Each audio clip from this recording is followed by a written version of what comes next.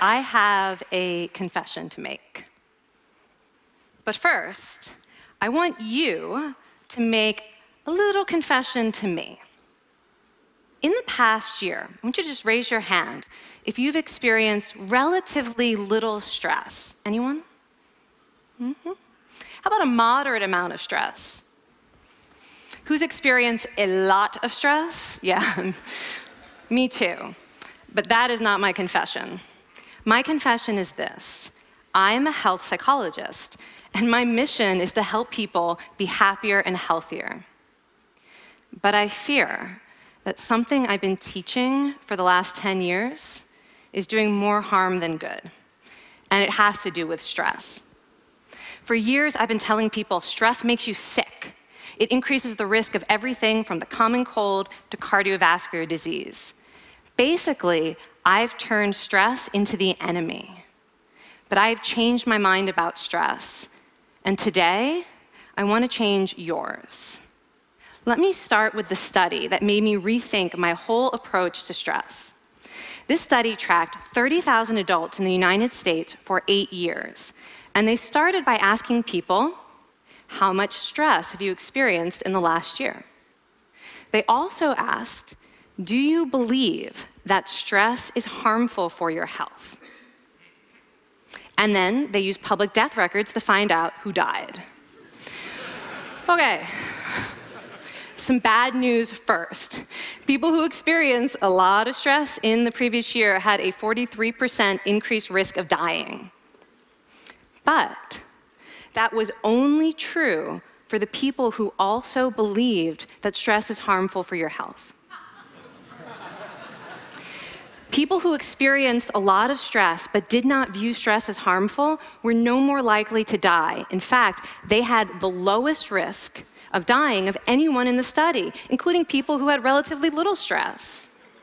Now, the researchers estimated that over the 8 years they were tracking deaths, 182,000 Americans died prematurely, not from stress, but from the belief that stress is bad for you. That is over 20,000 deaths a year. Now, if that estimate is correct, that would make believing stress is bad for you the 15th largest cause of death in the United States last year, killing more people than skin cancer, HIV, AIDS, and homicide. You can see why this study freaked me out.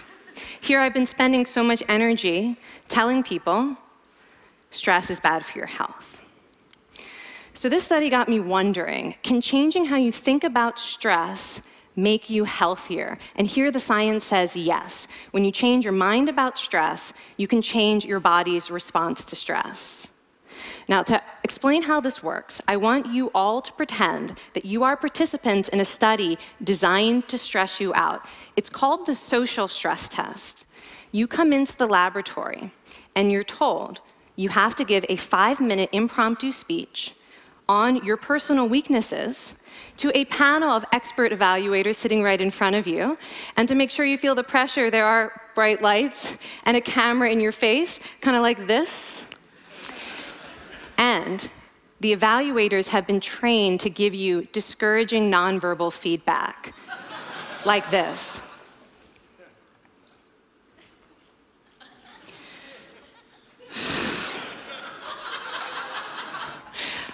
Now that you're sufficiently demoralized, time for part 2, a math test. And unbeknownst to you, the experimenter has been trained to harass you during it. Now, we're going to all do this together. It's going to be fun. For me. Okay. I want you all to count backwards from 996 in increments of 7. You're going to do this out loud as fast as you can, starting with 996. Go. Go faster. Faster, please. You're going too slow. Stop, stop, stop, stop. That guy made a mistake. We're going to have to start all over again. You're not very good at this, are you? Okay, so you get the idea. Now, if you were actually in this study, you'd probably be a little stressed out. Your heart might be pounding, you might be breathing faster, maybe breaking out into a sweat. And normally, we interpret these physical changes as anxiety or signs that we aren't coping very well with the pressure. But what if you viewed them instead as signs that your body was energized, was preparing you to meet this challenge? Now, that is exactly what participants were told in a study conducted at Harvard University. Before they went through the social stress test, they were taught to rethink their stress response as helpful. That pounding heart is preparing you for action. If you're breathing faster, it's no problem. It's getting more oxygen to your brain. And participants who learned to view the stress response as helpful for their performance, well, they were less stressed out, less anxious, more confident. But the most fascinating finding to me was how their physical stress response changed. Now, in a typical stress response, your heart rate goes up and your blood vessels constrict like this. And this is one of the reasons that chronic stress is sometimes associated with cardiovascular disease. It's not really healthy to be in this state all the time. But in the study, when participants viewed their stress response as helpful, their blood vessels stayed relaxed like this. Their heart was still pounding, but this is a much healthier cardiovascular profile. It actually looks a lot like what happens in moments of joy and courage. Over a lifetime of stressful experiences, this one biological change could be the difference between a stress-induced heart attack at age 50 and living well into your 90s. And this is really what the new science of stress reveals, that how you think about stress matters. So my goal as a health psychologist has changed. I no longer want to get rid of your stress. I want to make you better at stress. And we just did a little intervention. If you raised your hand and said you'd had a lot of stress in the last year, we could have saved your life. Because hopefully the next time your heart is pounding from stress, you're going to remember this talk, and you're going to think to yourself, this is my body helping me rise to this challenge. And when you view stress in that way, your body believes you, and your stress response becomes healthier. Now, I said I have over a decade of demonizing stress to redeem myself from. So we are going to do one more intervention. I want to tell you about one of the most underappreciated aspects of the stress response. And the idea is this: stress makes you social. To understand this side of stress, we need to talk about a hormone, oxytocin. And I know oxytocin has already gotten as much hype as a hormone can get. It even has its own cute nickname, the cuddle hormone, because it's released when you hug someone. But this is a very small part of what oxytocin is involved in. Oxytocin is a neurohormone. It fine-tunes your brain's social instincts. It primes you to do things that strengthen close relationships. Oxytocin makes you crave physical contact with your friends and family. It enhances your empathy. It even makes you more willing to help and support the people you care about. Some people have even suggested we should snort oxytocin to become more compassionate and caring. But here's what most people don't understand about oxytocin. It's a stress hormone. Your pituitary gland pumps this stuff out as part of the stress response. It's as much a part of your stress response as the adrenaline that makes your heart pound. And when oxytocin is released in the stress response, it is motivating you to seek support. Your biological stress response is nudging you to tell someone how you feel instead of bottling it up. Your stress response wants to make sure you notice when someone else in your life is struggling so that you can support each other. When life is difficult, your stress response wants you to be surrounded by people who care about you. Okay, so how is knowing this side of stress going to make you healthier? Well, oxytocin doesn't only act on your brain, it also acts on your body. And one of its main roles in your body is to protect your cardiovascular system from the effects of stress. It's a natural anti-inflammatory. It also helps your blood vessels stay relaxed during stress. But my favorite effect on the body is actually on the heart. Your heart has receptors for this hormone. And oxytocin helps heart cells regenerate and heal from any stress-induced damage. This stress hormone strengthens your heart. And the cool thing is that all of these physical benefits of oxytocin are enhanced by social contact and social support. So when you reach out to others under stress, either to seek support or to help someone else, you release more of this hormone, your stress response becomes healthier, and you actually recover faster from stress.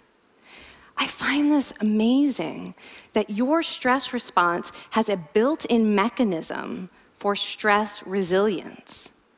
And that mechanism is human connection. I want to finish by telling you about one more study. And listen up, because this study could also save a life.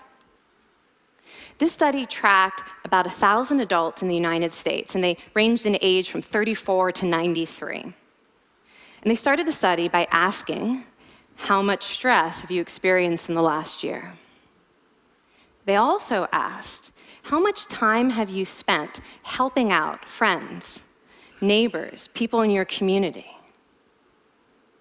And then they used public records for the next 5 years to find out who died. Okay, so the bad news first. For every major stressful life experience, like financial difficulties or family crisis, that increased the risk of dying by 30%. But, and I hope you are expecting a but by now, but that wasn't true for everyone. People who spent time caring for others showed absolutely no stress-related increase in dying, 0. Caring created resilience. And so we see once again that the harmful effects of stress on your health are not inevitable. How you think and how you act can transform your experience of stress.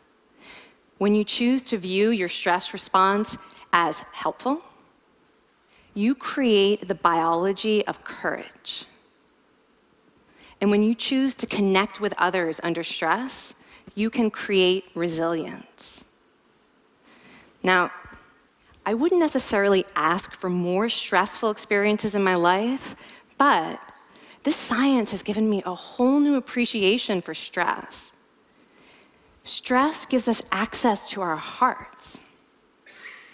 The compassionate heart that finds joy and meaning in connecting with others. And yes, your pounding physical heart working so hard to give you strength and energy. And when you choose to view stress in this way, you're not just getting better at stress, you're actually making a pretty profound statement. You're saying that you can trust yourself to handle life's challenges. And you're remembering that you don't have to face them alone. Thank you. Thank you.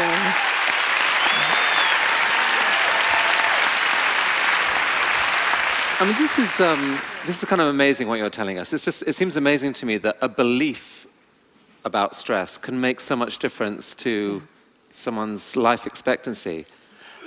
How would that extend to advice? Like if someone's making a lifestyle choice between, say, a stressful job and a non-stressful job, does it matter that which way they go, that it's equally wise to go for the stressful job so long as you believe that you can handle it in some sense? Yeah, and one thing we know for certain is that chasing meaning is better for your health than trying to avoid discomfort. And so I would say that's really the best way to make decisions, is go after what it is that creates meaning in your life, and then trust yourself to handle the stress that follows. Thank you so much, Kelly. Thank you. It's really cool.